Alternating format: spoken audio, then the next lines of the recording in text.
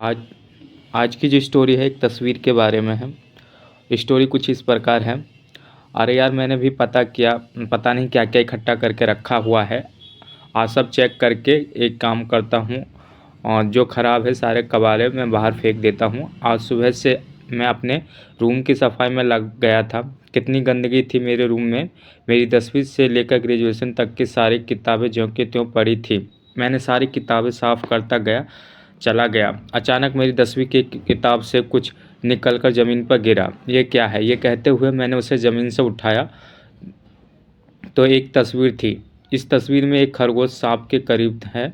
इस तस्वीर के माध्यम से दिखाने की कोशिश की गई थी कि दो अलग अलग प्रकृति के जानवर का एक प्यारा रिश्ता। पर यह मेरे पास कहाँ से आया है? अचानक मुझे याद आया मेरा बीता हुआ वो दिन, जिस दिन ये तस्वीर मुझे मिली थी।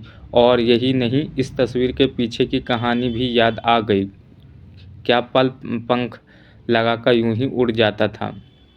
जब हमारे साथ में समय होता है तो हमें कितने निश्चित होकर समय का उपहास करते हैं और कभी उसकी हम कदर नहीं करते। पर जब वही समय बीत जाता है तो वो समय अपनी कदर खुद करवा लेता है। उस दिन भी तो कुछ ऐसा ही हुआ था। आज का दिन भी रोज़ की तरह था। बस एक चीज़ रोज़ की तरह नहीं थी। प्रीति मेरे दोस्त को चंचल, मस्त रहने वाली, सबकी हेल्प करने वाली, सबकी चहेती प्रीति आज रोज़ की तरह चुलबुली नहीं लग रही थी। आज वह बहती नदी सी ना होकर एक पुराने तालाब के रुके हुए जल के सामने थी। आज से पहले मैंने प्रीति को ऐसे नहीं देखा था। मैं कैसे अपने मन के व्यथा को बयां करूं कि प्रीति को इस हालत में देखकर मेरे मन को कैसा एहसास हो रहा था। पर क्या प्रीति के साथ साथ मुझे भी दुखी होना जाना शोभा देता? नहीं, बिल्कुल नहीं। इसलिए मैंने प्रीति को हंसाने के और दुख काम करने की कोशिश की, पर मेरी किताबों से उसकी आंखें भर आई।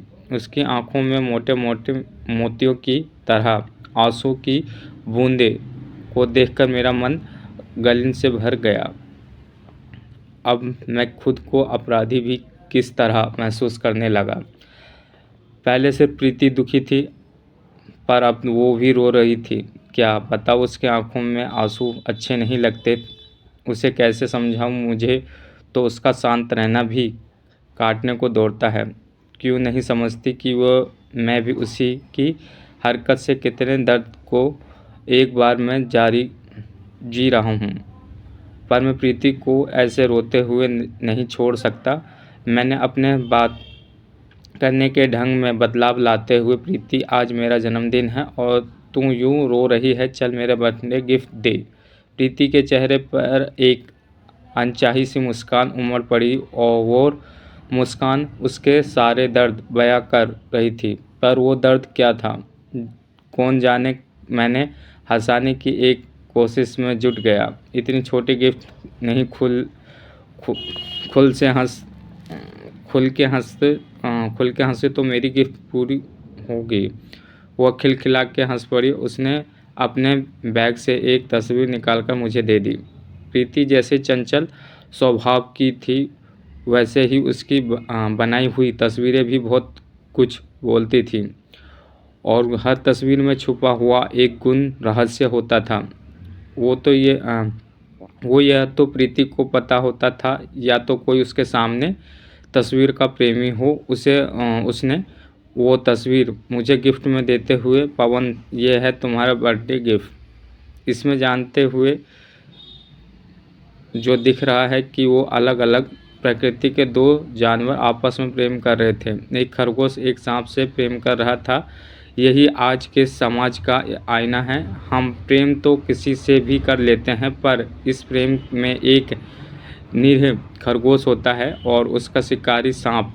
एक ना एक दिन ये सांप दोस्ती और प्रेम की आड़ में खरगोश रूपी अपने साथी का फ़ायदा उठाता है और उसे खा जाता है। जब तक सांप अपने असली रूप में नहीं आता, जब तक वो दोस्त की नज़र आता है। आज के समाज में भी ऐसा ही है। एक खूबसूरत रिश्ते में एक दूसरे पर हावी होने की कोशिश करते हैं। चंद रिश्ते हैं जो खरगोश और सांप की तरह हैं।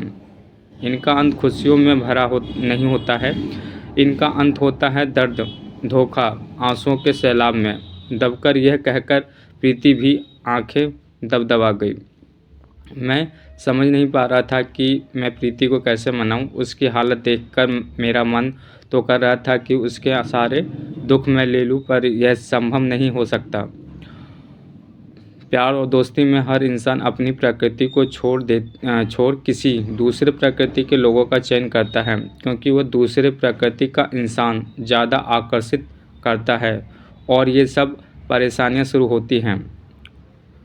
मैंने प्रीति को हंसाने के लिए कई जतन किए, गाने सुनाए, चुटकुले सुनाए, पर प्रीति पर कोई खास असर नहीं हुआ। धीरे धीरे प्रीति क्लास की बातों में बिजी हो गई, पर शांत ही थी।